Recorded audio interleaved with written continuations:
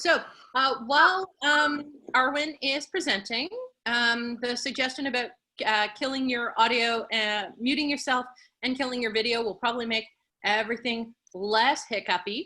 And I know that from experience that trying to keep an eye on the chat while you are in screen sharing mode is an exercise in frustration. So that's my job. I will be happy to pass along questions. Do you want questions at the end or sprinkled through, Arwyn? Sprinkled through Perfect. as we go through, and we'll talk about, you know, some ideas of what we're going to do for today. So excellent. Well then, I will pass it on over to you. Okay, how many people do we have online? We have 19 people, including yourself. Okay, I am not going to go around the table and introduce everybody because you know, I usually do that when I have about 4 or 5 people in the class, but 19 people online, that's a lot. So it'll take us longer to go around and introduce everybody. But just to introduce who I am, I'm Arwyn of Leicester. I used to live in Eldamere for 15 years, and now I've lived in Aberkel for 14 years. And mundanely, I'm a chemical engineer.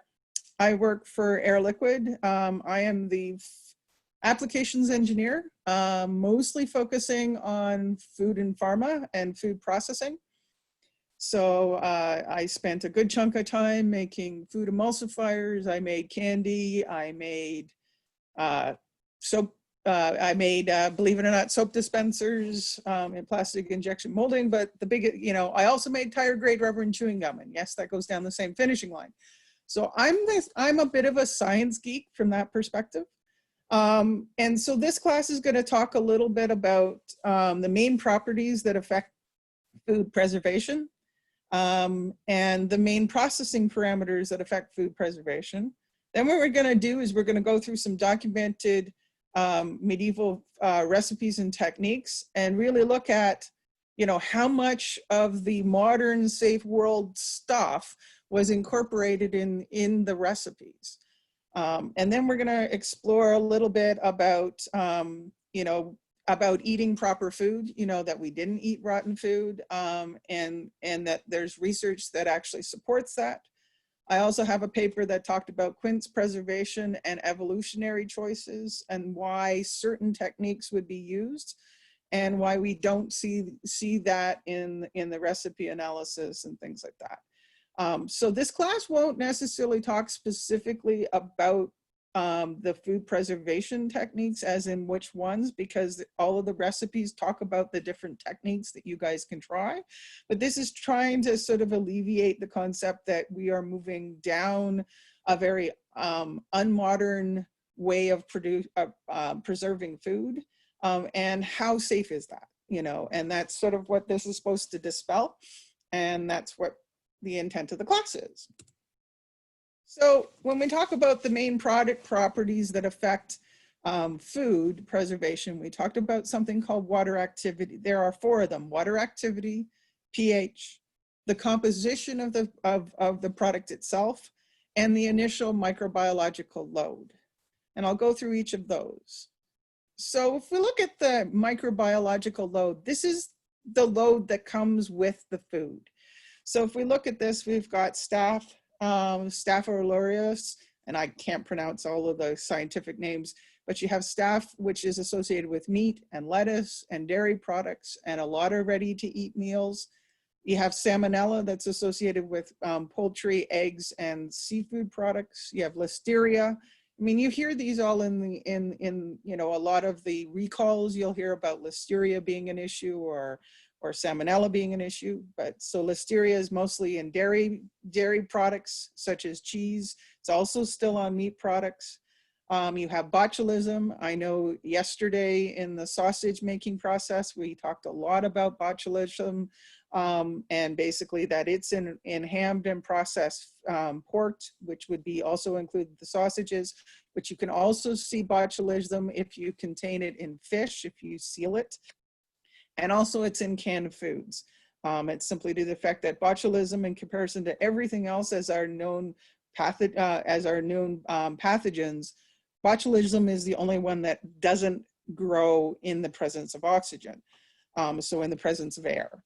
And then there's other microbiological. So the thing is that the microbiological load gets affected by how the meat was processed, how the meat was slaughtered, how the vegetables were done, and you get a source of those pathogens coming into the food as part of the process. Okay. And the thing is most preservation techniques, one of the things is that, you know, we have mostly anaerobic organisms, which is the botulism, which run mostly without air. So when we talk about aerobic being mostly think about that you do aerobics, which means that you're bringing your oxygen in and you're making yourself, you know, have more oxygen in your body. That's aerobic. Anaerobic would mean not using oxygen. So the main one for that is botulism, but there are some other ones that do get affected by having oxygen and they can grow. So yeasts and molds, depending on the yeast, some yeasts like oxygen, some yeasts don't like oxygen. If you think of your fermentation process, you know, the yeast goes down into the bottom of your process and goes into the bottom of your beer. That yeast is still growing, but basically without the presence of oxygen as much, right? So, you know, and then at the beginning of the beer process, the yeast is at the top and is mostly aerobic. So it depends on what kind of yeast. Salmonella can be that. And then we have strictly aerobic organisms, which are mostly our molds. Okay, so most molds you'll find happen in the presence of oxygen, and that's where that comes from. So the thing is that as we control what we do for oxygen, so when we go through some of the recipes, think about that oxygen, you know, the reduction in oxygen can help reduce that, that microbiological growth. So what is water activity? So water activity is different. And so there's this chemical process, now we get into chemical engineering, which is the vapor pressure of the food divided by the vapor pressure of pure water. Basically, what water activity is the ability to have readily available oxygen for biological and chemical reactions. So it's freely available to react with something. The rest of it is bound up in the product. So a perfect example is that you think about chicken breasts. They have a total moisture content of about 85% water, very little fat and protein. They are mostly water, and that's why they're plump and juicy and everything else, and that's mostly water. But a lot of that water is bound up in the actual cell structure. So we're only talking about the amount of water that's available to react to stuff. So why is water activity really important? What's interesting is there's this chart that's been around since approximately 1968. And what it talks about is water activity and how it reduces the deterioration. So depending on what we're talking about, bacteria, if you notice here, we have a reduction in the amount of deterioration with bacteria. If the water activity is kind of less than 9, somewhere between 8.5 or 8.3 and 9, bacteria doesn't like to grow. So if you think about it, if you have things that are very dry, you can end up reducing the water, you can end up inhibiting or stopping microbiological growth at all. Same thing with yeast, same thing with molds. And then what we can also have is, depending on how much oxidation of our lipids, which is how we can oxidize the fats in our product, we basically can end up having a whole bunch of deterioration when it's really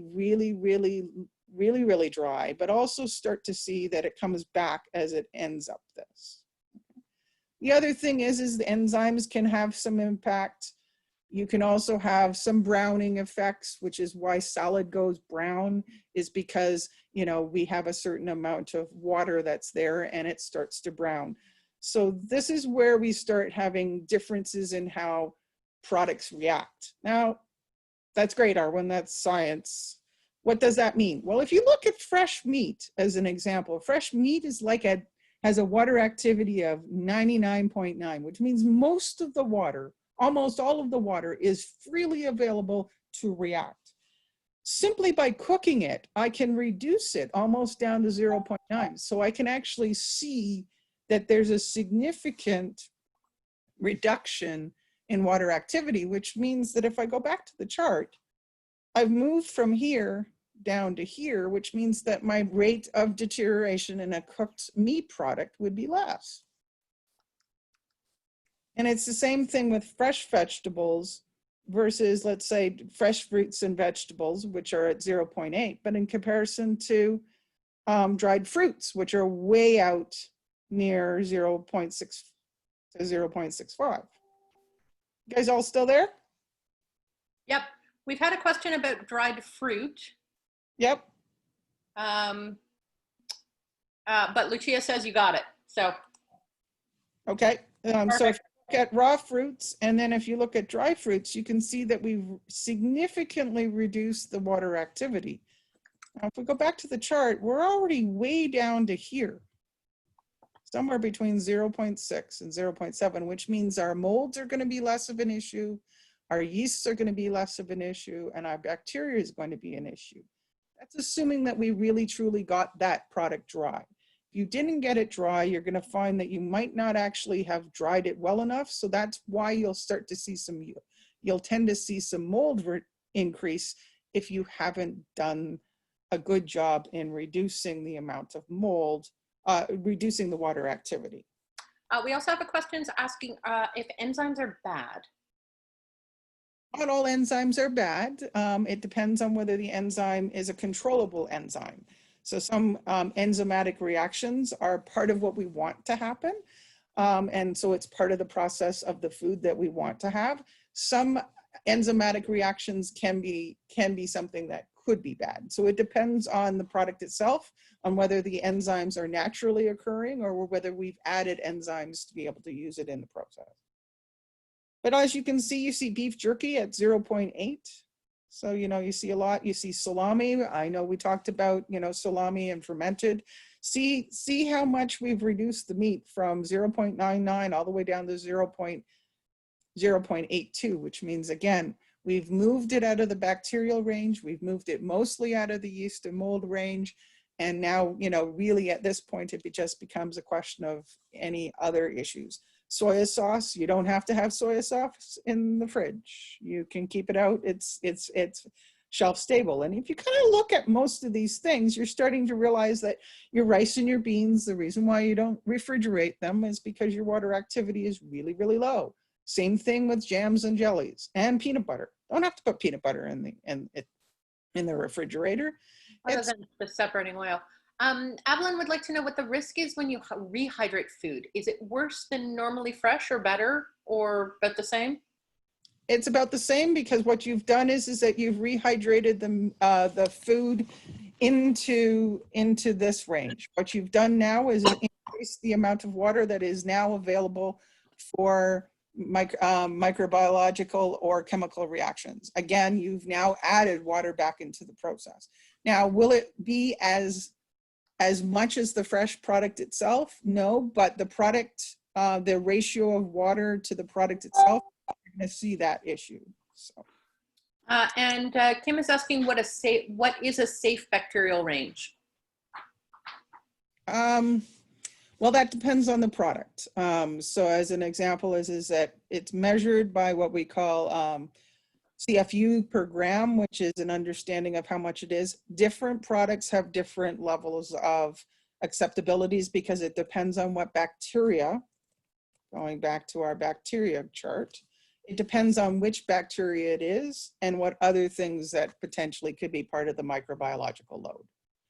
So I know that's not a straight out answer, but the reason why is that it depends on what the microbiological load is, but also what potentially could be on that product, right? A perfect example is we talk about salmonella, we talk about E. coli when it comes to meat. Very little of that in the actual product is enough to cause an issue. So just because your CFUs per gram for total microbiological load is low, if you have those in any content, that's an issue. So from from a food safety perspective. Thank you. Perfect. So we're moving forward. So then we move on to another chemistry thing, which is called pH. So pH is the understanding, is a logarithmic scale that gives us an idea of how acidic or how alkaline something is. And pH is somewhere between 0 and 14, depending on what it is, okay? So what we find in food processing is that we define that anything greater than 8 pH has an inhibiting effect associated with it. Anything that's less than 3, so anything with acidity, has an inhibiting effect for microbiological and everything else. We still see growth of yeast and mold between 3.3 and 6. And the optimum range is between 6 and 8, which means that if you wanted to grow microbiological stuff and cause issues, the best thing is to have the product with a pH between 6 and 8. So widely in the food industry, what we've defined is anything less than a 4.5 pH, botulism will not grow. So remember we talked about that we wanted to can things, we wanted to put things in without oxygen, and we wanted to put things in jars and have no oxygen. We have a concern around botulism. Anything with a pH less than 4.5, widely within the industry says that as long as the pH is less than 4.5, botulism is not growing in the food. And anything less than 4.2 is considered to be food safe for microbiological. So as long as you get to somewhere in this range, you really get that yeasts and molds might still happen, but not as likely. And now we have bacteria that will also be inhibited. So if you kind of look at this, it's kind of interesting that even an apple baked in sugar has a pH of 3.2 to 3.55. So so if we want to can applesauce and put that in a jar and close it up, we don't have that problem with botulism, and we've inhibited the growth. It's the same thing as apple juice. It's the same thing as pickles. And if you kind of look at most of these, you're seeing that most of these products are what we consider food stable. Your lemon juice is extremely acidic, your lime juice. So adding those things would change the pH of your product and therefore would help inhibit. Remember, everything that we do in the food industry, what we're trying to do is make something called, we want to make, basically it's always a series of gates or challenges to make it so that we make someone sick. So if we have a low pH and we have a low bacterial content and we do it in a good, safe condition, then we're really helping all of those conditions line up to try to reduce the impact to a person. So if you look at quince jelly, you see it at 3.7. You see quinces that are even stewed, pickled onions, vinegar, olives. So you start to see that most of the things that we would consider to be shelf stable, even after you open it, are things that we can actually still store out without any refrigeration. So then we talk about fats. So in the world of chemistry, fats is any oils and fats. So we're not just talking about butter and lard. We're also talking about canola oil, olive oil, all of the oils that we talk about, but we're also talking about inherent fats that are in the product. So, sardines and a lot of fish, everybody says eat salmon because it has omega-3 fatty acids. Well, that's a fatty acid, it's that fat. All your dairy products have a certain proportion of fat content in them. So anything that has an unsaturated fatty acid, so a saturated fat is something that has no place where the oxygen can attack the fat. When we talk about unsaturated fats, there's a part in the chemistry which has a double bond where the oxygen can attack. And when that happens, we get what we call rancidity. And that can cause other issues such as the formation of ketones and aldehydes, which will cause the issue. If you've ever had really rancid potato chips after they've been opened, so they're packaged under nitrogen, which my company provides to try to reduce the oxygen. Once you open them up, the reason why they taste funny after a while is because the oxidation of the oil on the potato chip will make it taste funny.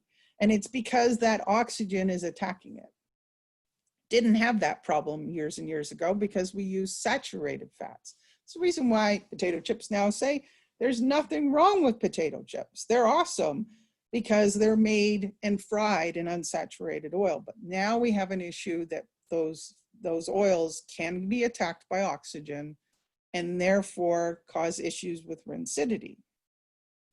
Now, usually when products, now everybody says, what about rancidity? Well, rancidity happens, so there's an old test. I think it was discovered in 1947 because my plant that used to test for it was built in 1956. So they actually have a very old test called the peroxide test. And a peroxide test just has a number. And what you'll find is oils will not taste funny until the peroxide number gets to 10. When it gets above 10, you'll have that kind of weird aftertaste. It doesn't become food safe issue until the peroxide value is greater than 25. And that would be something that you would taste and you would spit out absolutely. So we have a long time between, for rancidity to happen, that we have a lot of time between when a fat starts to taste funny to a point at which it's considered have rancidity and have an issue where we end up having that the rancidity is to a point where it's going to make someone sick. So the advantage of most oils is that when it starts to taste funny or starts to smell funny, we have a very long time before it becomes an issue from a rancidity perspective. But the other thing that you're going to see is that pork by its own definition has a lot of fat, not only in layers on the pork, but also throughout the pork product itself. It's why you don't often see pork jerky, is because of the inherent fat content and the potential rancidity that could happen as a result. So other part of composition is spices. I mean, and everybody probably, some people might know, is that one of the things I've done is extensive spice research. And what's interesting is all of the spices that we see in medieval recipes, like cinnamon and cloves and cubits and cumin and galangal and grains of paradise, what you're seeing is all of those major food pathogens that we talked about either have an inhibiting factor or have an inhibiting factor with most of them. So what's interesting is that, you know, you'll see a lot of recipes that'll combine cinnamon, cloves, and ginger and all of those things. What's interesting is pepper has some inhibiting. What they also find is that pepper can also help the other spices be even better for the microbiological reduction. Now, if you've got bad meat before, we're talking about inhibition. When we talk about food safety in general, if you have bad meat before, no amount of spice is going to reduce that microbiological load. What we're talking about is new growth from that product. So the thing that we need to remember is that these are inhibiting factors, which means I can't grow as well under conditions with cinnamon and cloves and all of the spices. It's the same thing with pH. If you've got bad product, you're going to inhibit any further growth. You're not going to reduce the amount of biological. You can't kill microbiological. In most cases, that's already there. We have a question, Arwyn, about the amount of spice in most recipes is quite small, like a quarter teaspoon of cloves in an applesauce recipe. Is that sufficient to actually inhibit microbiological inhibition? They found that a small amount of cinnamon in most of these cases was a little bit of that. But if you go back to the applesauce, we already have a very low pH, which means we already have an inhibition as well. So the addition of a spice would just add a little bit more protection from that perspective, as well as flavor. But what you're going to see is in a lot of Middle Eastern recipes, what you see is that you see a difference in the amount of, going the wrong way.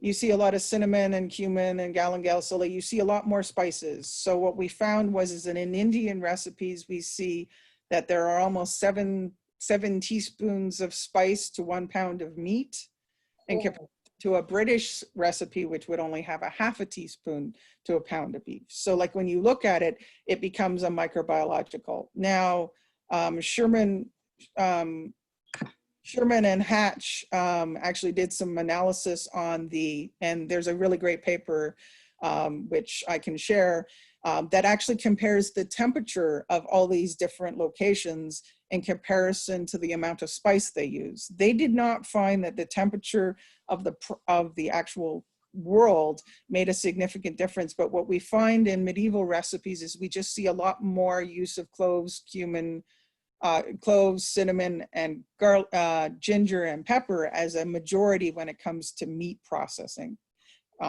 products versus, let's say, an apple, which doesn't have as much.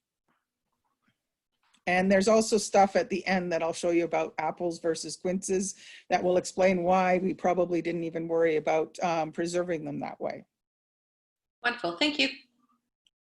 So then we have salt content, and what you can see here is as we increase the amount of sodium chloride, or otherwise known as salt, as we increase the concentration of salt, what we see is we drop the water activity.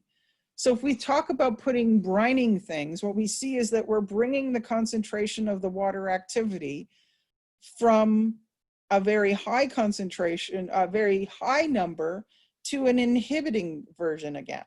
So again, we are also using salt as a way to reduce the water activity, which again would expand the amount of, would again extend the shelf life. So then we do the same thing with sugar. What's interesting here is you see the same relative reduction, the concentration of sugar going up, you start to see the reduction in water activity. So again, by knowing how much sugar we're using into a process, this is where that comes from. Any questions about the product parameters? Because now we're going to go into processing parameters. Okay. There's a comment about this makes a lot of sense in India, where food was cooked early and then left out till later, where it was cooked in the cool air rather than cooked later, and also mixed with spices early. So it was inhibited early. And a comment that marinades are much more interesting now.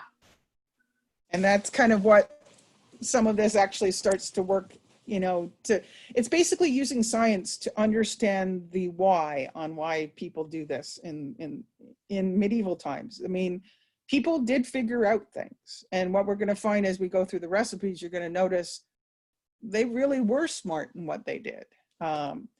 So then we talk about the processing parameters. So we're going to talk about hygiene. We're going to talk about that inherent temperature. We're going to talk about light and how it affects product quality.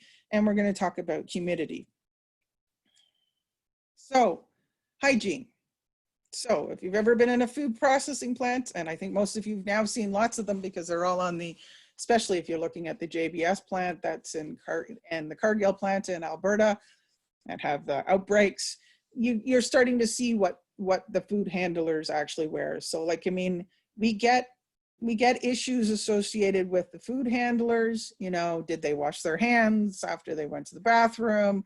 So when I went to Maple Leaf in Ontario, you actually have to wash your hands and stick it under a UV light before it will actually let you go through the turnstile. It will not let you into the building unless your hands are clean enough. And because the UV light will pick up any microbiological. So if you haven't washed your hands well enough, it will not allow the turnstile to allow you into the plant. So, you know, these are some of the key concepts. we're also talking about the working air. So are we drying product in, inside? Are we suggesting that we, hang the meat inside? Or are we hanging the meat outside? How are we going to control the bugs, the mice, all of those things? But we also talk about the floor. We talk about the equipment that someone uses. How often do they wash it? What kind of garments are they, is it a clean, are they wearing clean clothes? But we're also talking about the raw materials themselves. So we're talking about, the hygiene of the raw material, like how was the raw material bought, when they went to the butcher, if they were locally in town. So temperature, this is where the temperature becomes really interesting, is that there really is a danger zone once you get above 10 degrees C.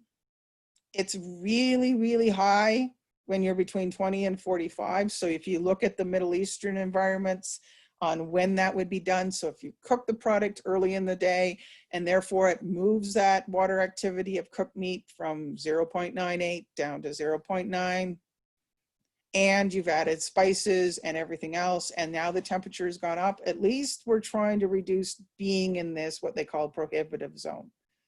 So this is where the majority of issues that happen with microbiological happens between 20 degrees Celsius and 45 degrees Celsius. Anything, between 10 and 20, it depends on the product, but we do still see some increase of germs. Once you're above 65 degrees Celsius or approximately 170 degrees Fahrenheit, you've now started getting into something called pasteurization. So pasteurization, discovered by Louis Pasteur, is the concept that if we pasteurize something, that we kill most of the vegetative cells, most of the issues. It won't kill all of them, all of the yeast and molds, but it will reduce some of those issues. But then once you're above 100 degrees, sterilization happens, which is why when you're canning, that's where 100 degrees Celsius becomes really important on sterilizing your bottles and sterilizing all of your pieces of equipment, including, the spoons that you use and everything else. Sterilization starts to become really good because you have no germs after that. Once we get below 10 degrees, we've now started moving into chilling.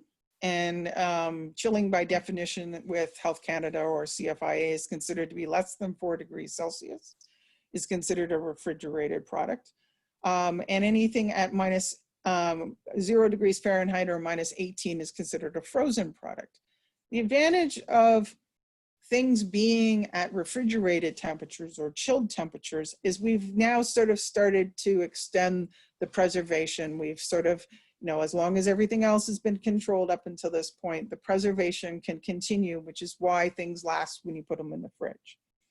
Once you freeze it, you can essentially stop any of the germ multiplication, and it basically suspends it.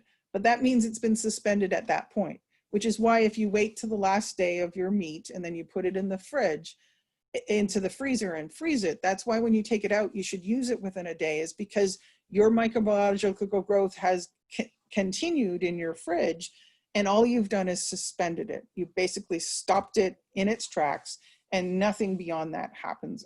So if you take it out and then take 3 days to use it, you're going to have an increase in microbiological growth, maybe to a point of having an issue. So humidity. So the advantage of relative humidity, you can increase microbiological growth. This is how salad dressing can start, or salad can start, because when you take plants make and release water when they, so that's why you often end up having that, your cucumbers will sweat and that you will make relative humidity. And that's where you will also encourage the growth of microbiological.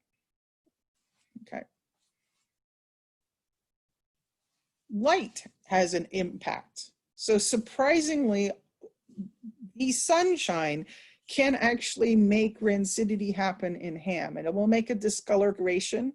It will actually make pork products go yellow. And so that's simply due to the fact that in combination with the light, we're breaking down some of the fats, providing a bit more of those places for the oxygen to attack the fats, and therefore it will change color. But the other thing that light can also do is affect the nutritional value of the product itself, right? So if it stays out too much in the light, you'll reduce the nutritional value and reduce the amount of vitamins that potentially could have an impact. Any questions about that part? No questions in chat, although a comment that Al Warwick has an entire section on food preparation hygiene in 10th century Baghdadi cookbook, which is pretty awesome. Which is pretty awesome. So now we're going to do some medieval recipes, and this is where I'm going to need some of you guys' help because I really want you to sort of identify what the food safety concepts are, like, so what things are we using in our recipes, whether there's, and what food preservation technique that they're using. So, you know, are we talking about salting? Are we talking about drying? Which techniques are we talking about? But we're also looking for the smart ways that they actually incorporated into their recipes. So this is from a Danish cookbook in the Bog 1616. It's a little post-period. So the left-hand side is the actual document, is the actual Danish version. The right-hand side is the English version. And if we kind of look at this, we say, as far as cooking is concerned, I must first state a few things that are common in our land. If a cook or female cook should be cleanly, keep their pots, pans, containers, pans, and other tools always clean. There is no need to tell, everyone knows this for themselves. For if any food is made or cooked in a dirty pot or pan, even if it wasn't anything other than cabbage, it would immediately get a dirty and evil taste.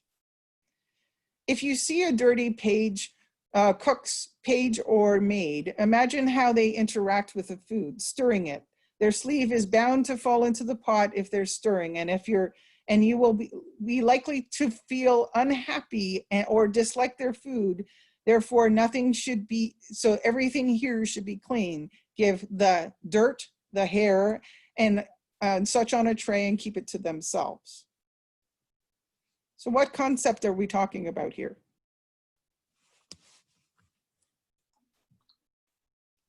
Certainly plenty of hygiene. Yeah, plenty of hygiene.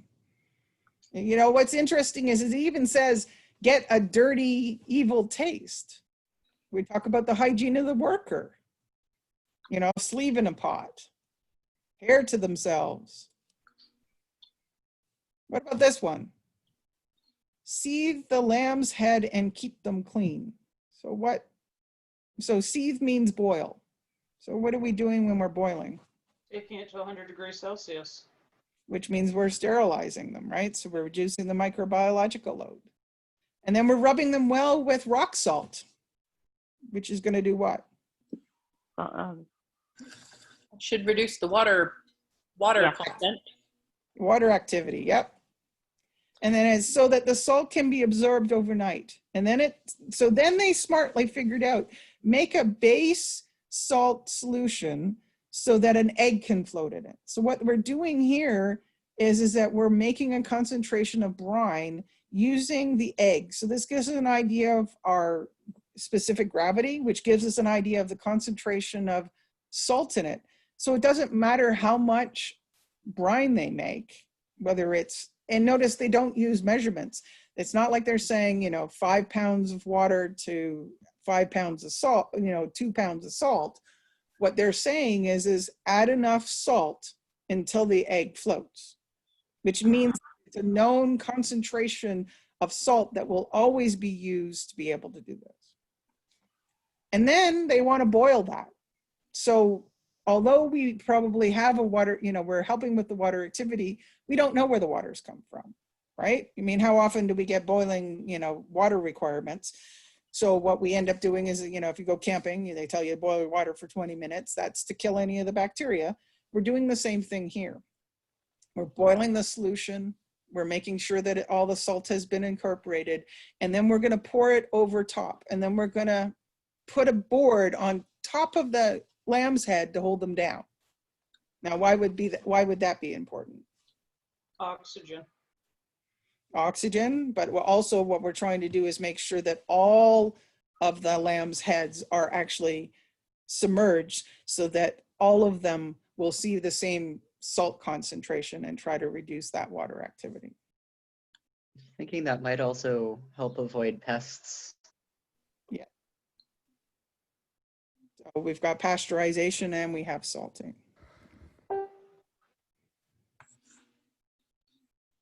So then we have another one that says take goose and boil it up with herbs, but not too soft. So herbs have an antimicrobial. I haven't done enough of the herb evaluations, but a good chunk of the herbs do have antimicrobials as well. And put it in a clay pot and pour over fresh towel and keep it undamaged through the winter. So what are we doing there when we put the towel on top of the goose? You're sealing it in a saturated fat, so it's Okay. No oxygen. Yeah, you're keeping the oxygen No. out. Yeah. Keeping the oxygen out. So, and believe it or not, that's similar to modified atmospheric packaging. So when you go to the grocery store and you buy chicken, chicken is packaged with 100% CO2 or 50% CO2 balanced nitrogen, depending on the product. And that basically reduces the amount of oxygen that's available for microbiological growth. So what we've done with the lamb is we've sealed it exactly like that modern package. Okay. And then they're saying keep it through the winter, so reduce temperature potentially, depending Reduce on temperature. And what's interesting is they also suggested use only 1 or 2 servings per pot. And then what they're saying is don't try to seal too much in your pot because once you take the seal off, the same thing as when you take the modified atmospheric packaging, when you open potato chips, now the nitrogen's not there anymore. I don't have protection anymore to the oxygen. I want to be able to use up the product quick enough to be able to not have another microbiological issue because the product's around too long. So what they're trying to do is suggest the size of the packaging to make sure that you're going to put enough in the pot and then be able to use it in a short period of time, because once the seal's been broken, the same thing as opening the potato chips and now they taste rancid after a little while. Same sort of oxidation and same sort of impact can happen as a result of the microbiological growth. But until you break the seal, you don't have that issue. And the biggest technique in this case is larding. So then we have fresh salmon. And it says to take the salmon and spread it out so that the blood, so that we spread it out. And then we add a whole bunch of salt on top and underneath the salmon, and we're gonna let it sit for 2 or 3 days, depending on how big he is. So what are we doing with that step? Removing water content. We're removing water activity. Yep, removing water content. Okay. And then he's going to be hung in a room where the wind can blow on both sides and that the sun can still see it. So what are we reducing there? So that's just drying. So that's more reducing water content. More reducing water content, but what about the room itself? We're using a room. Didn't say to hang it outside, did it? It said hang it in a room. The room is more likely cooler than outside, isn't it? So it's Could be cooler, but what other things won't have outside? It'll be cleaner. It'd be cleaner. Yeah. Sunlight. So, and then we have sunlight, which also helps control the temperature to reduce it. Now, what it says is when the salmon is hung for a period of time, you will notice that the fat goes down to one end and then you should turn it upside down. Now, one of the things is that if the fat falls to the one end and you can scrape the fat off, we could actually scrape the fat off, which would reduce the chance of rancidity. Rose also added in the chat that there's a lack of bugs inside. Lack of bugs inside, yep. So we have insect activity, bugs. We have fat coming down, so you potentially, because one of the problems with dried fish, in some cases, especially with high omega-3 fatty acids, which salmon would have, you would want to try to reduce any visual fat. If you've ever done jerky, that's the reason why you always want to dab off the fat content, is because you're trying to reduce the amount of residual fat that could be in your product that could go rancid over a period of time. And again, now what we're doing is salting and drying. So now we go back to Menagerie. He decides that he's going to help his, very young wife on how to do things. And he notes that some hang their pigs in Easter season, and the air yellows them. We have a quick question about the last recipe, Arwyn. A question about the blood that it mentions, and Lucia's asking if if you could use egg white instead of blood. Spread on. Use egg whites instead of blood. Again, you're now going to encourage salmonella as a potential, which may not be as much of an issue just because of egg whites, right? So I think in this case, they wanted to try to keep salmon to salmon rather than encouraging another source. Okay, thank you.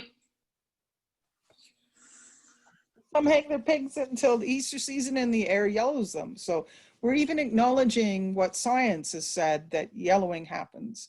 And it would be better to keep them in salt as they do in Picardy. What's that part? Again, water activity. Nevertheless, you get better service with bacon, because fair and white rather than yellow. So what we're acknowledging here is as the fat content in bacon changes from white to yellow, we have an oxidation issue, we have a potential rancidity issue, because the yellow might be, but it may be repulsive and disgust when viewed. So it's not only just because it just may be too repulsive because it's yellow, but that yellowing gives us an indication that we potentially have rancidity issues. And that's particularly important with our high fat content in pork.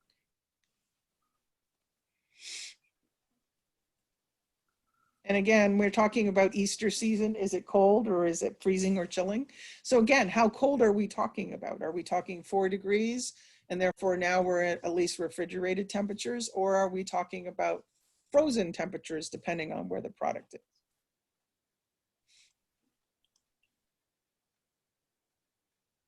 And now we have fresh or frozen, do we have chilling? Do we have freezing? Do we have salt? And now we have curing as well. But we also have an indication of what to look for from a rancidity perspective.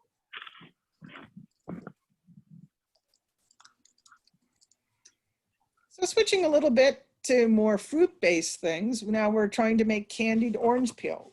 So we're going to cut the peel of the orange, and we're going to soak them in sweet water for 9 days. So now what are we doing? What do we use?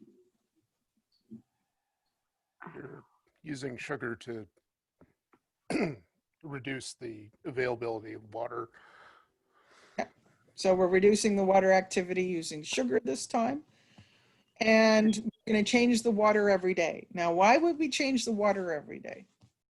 But nothing starts growing in your water. That's one reason. What's another reason? If the water activity, so my orange peel is going to have a certain amount of sugar in it, but my sugar water is going to have even more sugar, which means as the sugar migrates into the orange, what's left in the water is now no longer as sweet. So by changing it up every day, I'm keeping the concentration always the same and trying to encourage even more sugar to go into the product. Using, well, in chemical engineering terms, it's called the mass transfer and the ability for, you know, concentrations of things to move into it. Then we're going to cook them in good water until boiling. So now what process am I doing?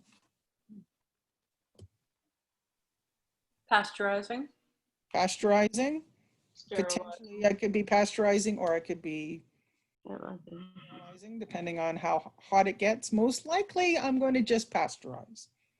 And the reason why is that it says until just boiling, because it doesn't say boil for 2 hours. If it had boil for 2 hours, I am probably sterilizing at that point. Then I'm going to let them thoroughly dry, and I'm going to put them in a pot with enough honey, and then boil them on a low fire and skim off the honey. And what I'm trying to do is get the honey, believe it or not, if you read into this, it says, you know, cook it until when you drop a little bit of the honey, it holds together. So it's at soft, it's basically at soft candy level. Yeah. So it's actually telling us to do the soft candy configuration, okay?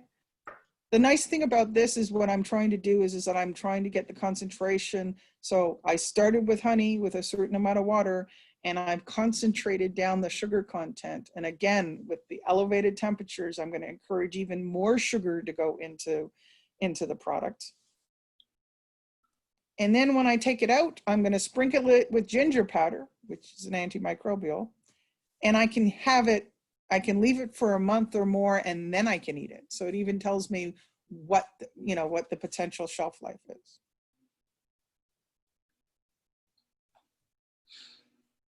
So now we have pasteurization and canning. So Ouverture of Cuisine has very similar, it takes 6 pounds of fatty pork, put it into a press and squeeze out the blood, and let it sit 1 hour until all the blood is out, and then chop it coarsely, but not too small. So what we're doing there is, it's interesting that they specifically said slightly fatty pork. So what they're trying to do is reduce the fat load to potentially reduce the issue of rancidity. And they're going to add salt, pepper, cinnamon, all ground up fine, add some wine, and mix it together by hand. So use of salt is to reduce water activity. But the also thing at this point is the salt also had hydrate. Nitrates by definition is some of the when we talk about curing salts, and I think that was discussed at the sausage class yesterday. Nitrates are very, very known and understood as a way to make sure that we don't have botulism. So the nitrates at this point were incorporated in the salt. A lot of cases. We have the spice uses. Again, we have cinnamon and pepper as being antimicrobials. We also have wine that's going to reduce the pH a little bit. So we're going to move the fat, you know, the meat a little bit, but we're using wine to reduce the pH. It can also help with the antimicrobial, and it provides a marinade, but part of the reason why is that it helps with that pH change. And if you remember, anything that we can do to move something from 6 to 7 and move it down, it works better. And then we're going to take it and put it in beef intestines as thick as you want the sausage, and fill it with the meat and pack it as much as possible. So the nice thing about that is that you're going to try, you know, they're really talking about filling the sausage as much as you can to reduce the oxygen content. Now we're still going to have a potential botulism issue, but because we've used salts that we're probably having hydrates in, this is where modernly you would change the recipe to add that, you know, add that curing salt that everybody talks about when we talk about making sausages.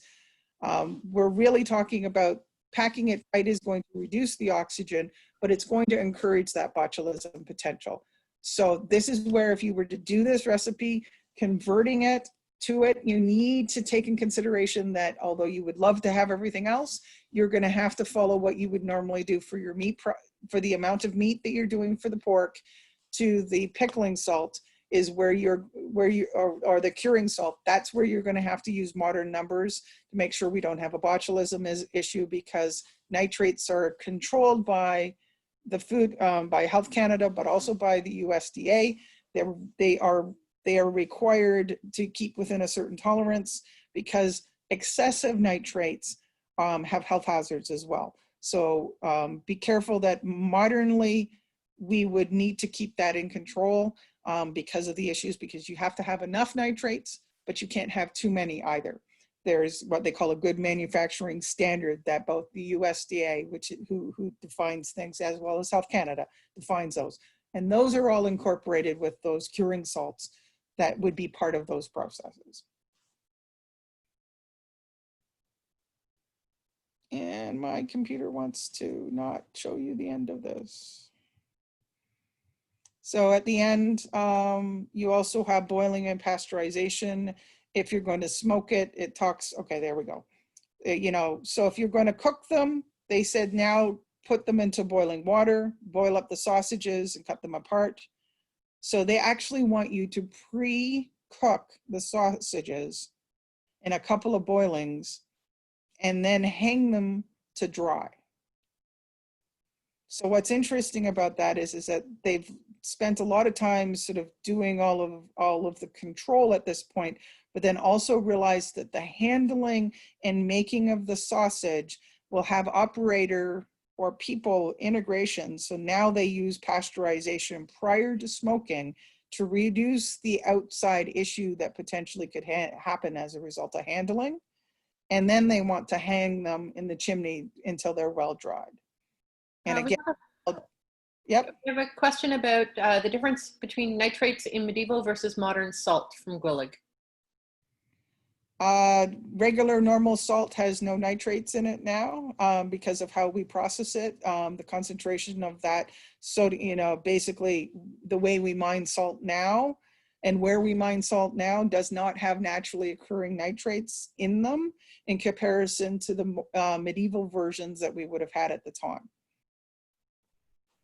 Perfect.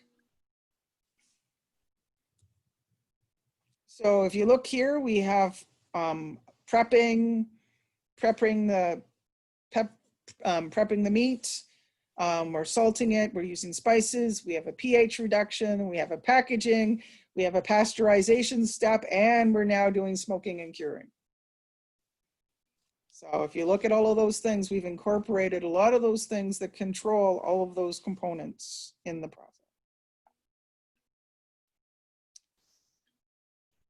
And then now we're going to do cucumbers. We take little cucumbers and we let them sweat on a table for 3 days. So what are we doing there?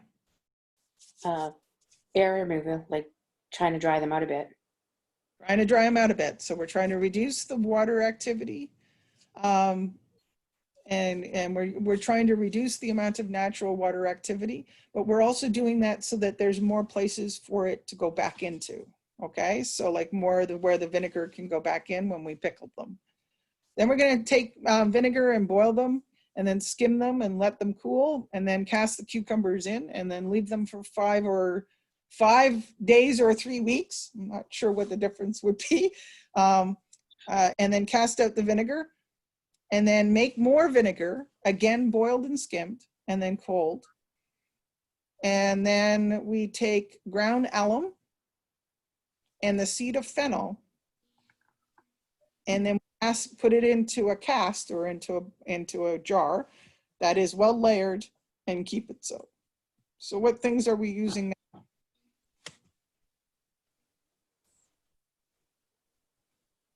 We're letting them sweat. We're reducing the, you know, so fruits and vegetables lose their moisture through transpiration, which is basically they give up water, which gives a drier surface to accept the salt solution. So we're trying to make it so that the outer surface doesn't have as much water, so that when I put the salt solution in, they're more likely to suck up the salt solution.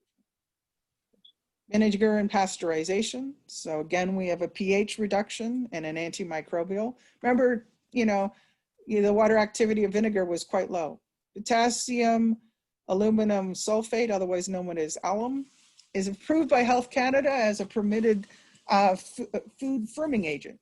So believe it or not, it's approved by Health Canada as a firming agent, which is what makes the cucumber be crisp and not be just soggy cucumbers.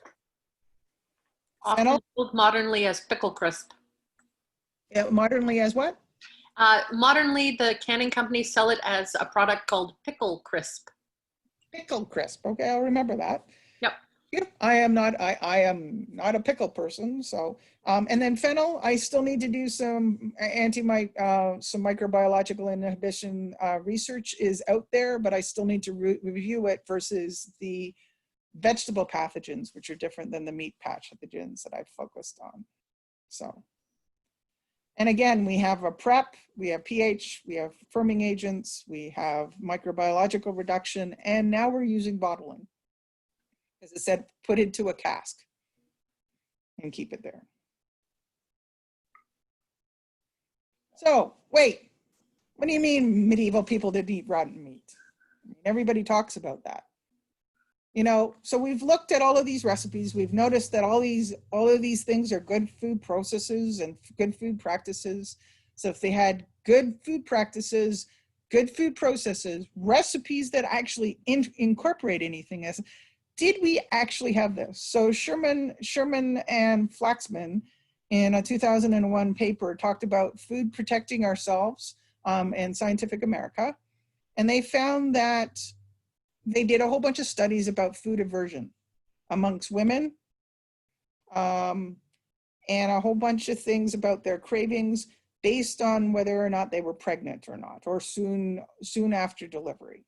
What they noticed is the majority of the people, that most of the women craved things that didn't naturally have microbiological. So they were averse, they didn't like meat, they didn't really like alcohol, didn't like vegetables as much.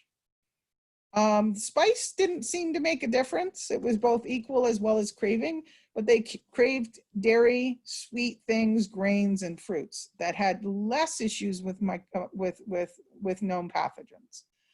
So this sort of moved us into the realm that said that people are more likely to take in consideration that when women are pregnant, that they have a high amount of growth happening in the first trimester, that they're finding that most of the high pathogens would not be actually even done. So this sort of leads us to the concept that if pregnant women who are worried about, who get these aversions and won't eat the meat because it has a high chance of pathogens that could affect the fetus, why would medieval people eat rotting meat if that's the case?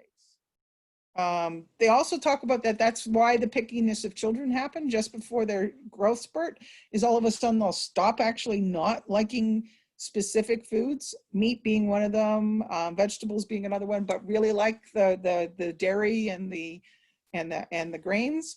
And then part of the reason why is that they believe that evolutionarily we would choose not to consume things when we're having a high cell development.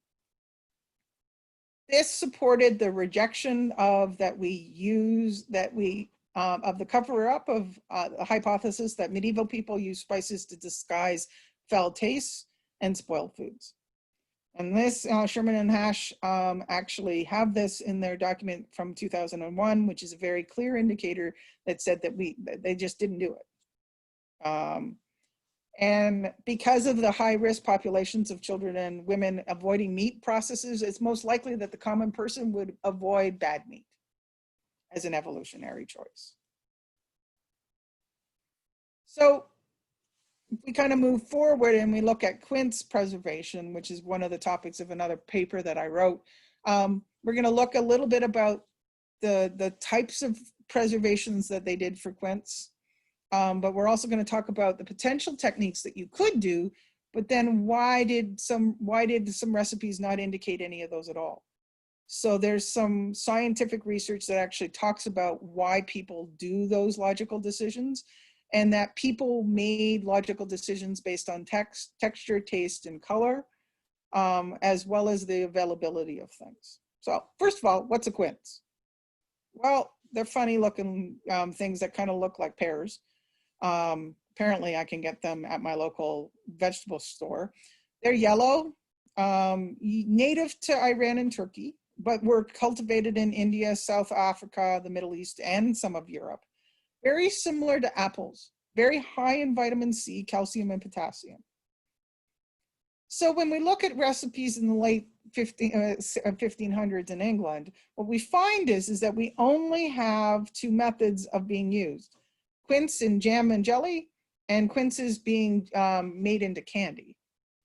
So what about, what about just, storing them or freezing them? What about, storing them in cold storage? What about, what about drying them? Why only two methods? Well, if you look at the average winter temperature in England at the time, what you're going to find is this is sort of the average prevailing temperature adjusted. So you see that it's somewhere between 3 and 4 degrees. The preferred temperature to store quinces is actually only between 0.5 and 0, so very tight tolerances. But apples are quite happy to be stored less than 4.5.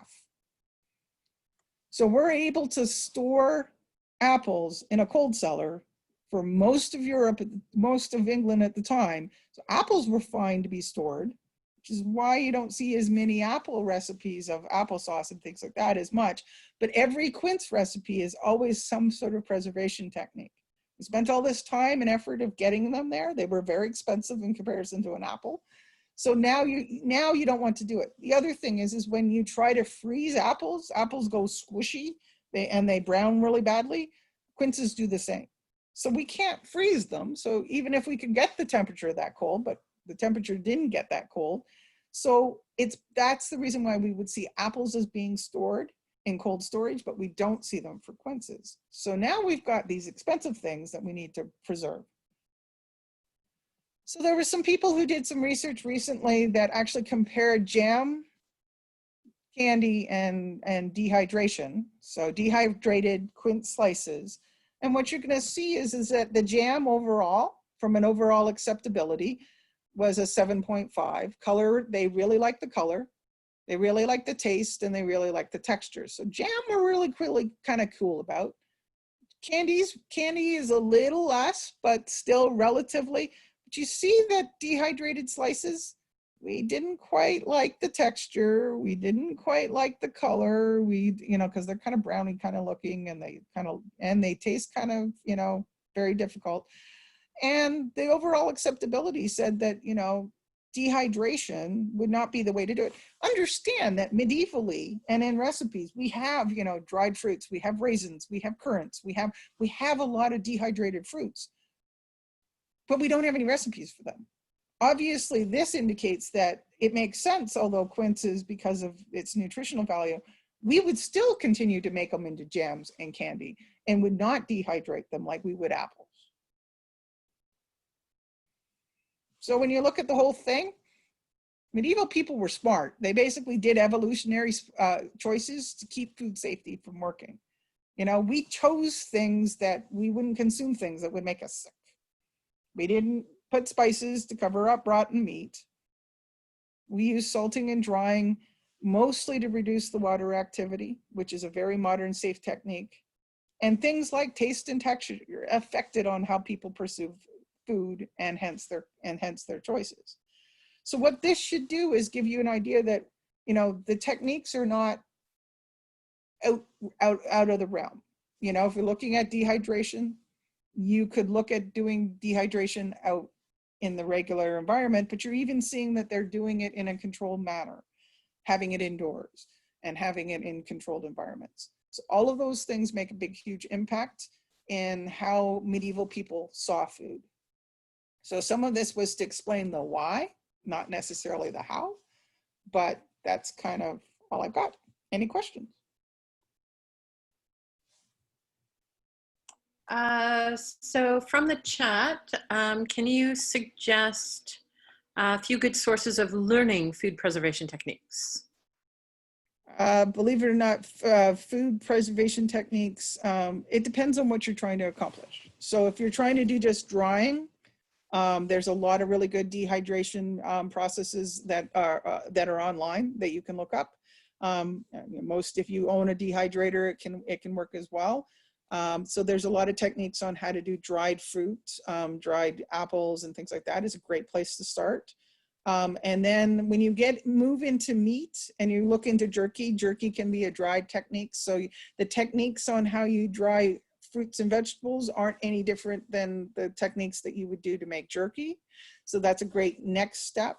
If you're a canner, the canning process is going to be the same. One of the things that you should be thinking about is using some of the spices and some of the processing techniques that are listed there that are reasonably, healthy from a food safety perspective, and then just adjusting how you're going to bottle. You're still going to put your pickles into a canner and then do it from that perspective.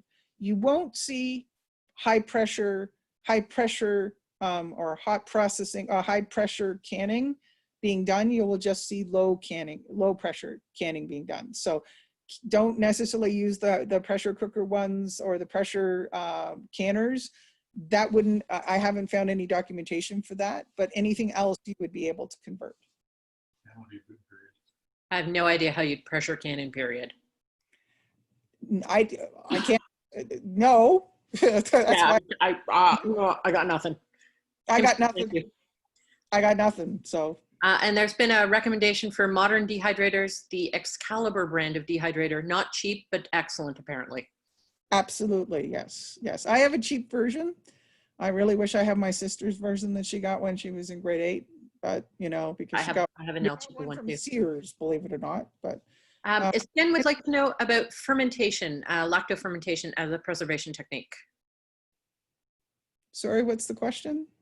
What about fermentation? Example, lactofermentation as a preservation technique. Did it exist? I haven't come across it, but that doesn't necessarily mean that I haven't made the scientific connection yet. But that's sorry, there's some discussion about the Norse and lactofermentation. I can ask Fredericker, his apprentice was working on that. So I will email him if he's not sleeping because he's in Iceland right now. I can interject. Sure. Iceland has, there are recovered artifacts from farmsteads that are these large wooden vats that they would hold away from the making skyr and other dairy products, and meat and vegetables would be pickled in these holding containers. So there is some known, or at least we've inferred that in the Norse Viking Age sphere that was a pickling and whey pickling was a thing. What I haven't done is compared the whey pickling technique modernly to be able to show that the period artifacts have done that. I've done that research. Yeah, that's actually why I wanted to find out the name of Frederick's apprentice, whose name I always forget, and I know her. I've been introduced to her about 10 times. You think it'd stay in my little brain. But she's done a paper on that. So Perfect. Arwyn, I figured it would be something we could share. If that's okay with everybody. I'll see if Odette, if we can get it up on the full website. That would be fabulous. Thank you. Try to do that. No problem. Thank you. Thank you. More knowledge is rarely a bad thing. Oh. No new questions in chat. I feel like people are going to want to know about cheeses after this too. Well, I find more rabbit holes, for new research. So The world is an eternal rabbit hole. Yeah, I've been focusing a lot more on the meat pathogens and meat concepts. I have a paper that's for the uses of that versus the reduction of known food pathogens and the use of spices, but very much focused on the meat side, but more focused on the English side from that perspective. So. Our household is also more focused on meat than on cheese. Yeah. So. But someone in the comments is a cheesemaker, so hopefully we'll get, you guys have to, teach a class. I was gonna say, you have to teach a class at next year's Fool. The recordings for these classes will be available as soon as us editors recover from Fool and get our editing done and them posted up on the website. We hope to do them this week, but it really depends on the volunteer editors getting our DAC together and how messy they actually are. There is a question about smoking. Is the temperature and duration of the temperature that helps? Is it the temperature and duration of the temperature that helps preserve the meat? So smoking's a bit different process because it's a combination of trying to, so smoking by its own definition will reduce the water activity, but smoking also provides a curative concept as well. So very much like curing with salt to be able to make pork, we also have that smoking actually provides a curative from that perspective. So it's a combination of all those three that actually makes it from that perspective. But that is why you often see the high recommendation from the USDA as well as CFIA about smokers being a certain temperature. If you've ever noticed that, that's always at 150 degrees, which is at the pasteurization step, which helps with E. coli issues and any other sort of known pathogens a little bit on the surface. And that's the reason why that tends to be that sort of minimum number that most people recommend highly on those sites. Perfect, thank you. Excellent. I don't think that I shared my, if someone wants to let Odette know that she can share my email, that's okay. Okay. If you look at the Air Liquide website, you'll find me there too as the food specialist. So, you know, go on there and look at it. It'll still come to me. This has been fascinating. Thank you so much. Thank you. There's plenty of thanks in chat. Thank you so much, Arwyn, for sharing your knowledge. It is fascinating. And we got to scientifically geek out about 2 different fields for like 2 classes in a row, which is just amazing. Science rocks. 100% biased on that one. Just a little. Thank you so much. All right. Thank you.